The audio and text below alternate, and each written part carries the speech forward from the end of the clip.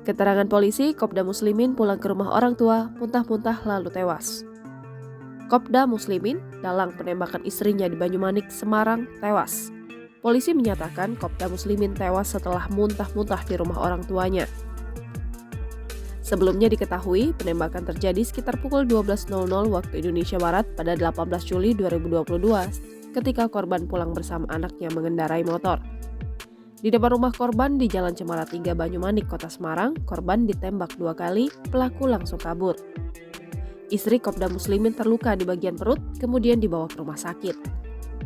Putrinya tidak terluka dan saat ini dalam pendampingan oleh berbagai pihak.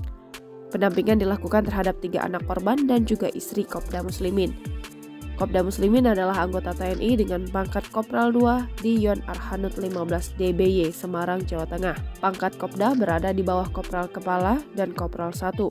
Di samping itu, Kopral adalah pangkatan golongan tamtama dalam satuan ketentaraan. Kopda Muslimin membayar pembunuh bayaran untuk menembak istrinya. Ia memerintahkan komplotan untuk membuntuti dan melakukan eksekusi. Bahkan, Kopda Muslimin membayar 120 juta rupiah kepada 4 pelaku penembakan istrinya. Ia melakukan transaksi saat sedang menemani istrinya yang dirawat di rumah sakit setelah ditembak.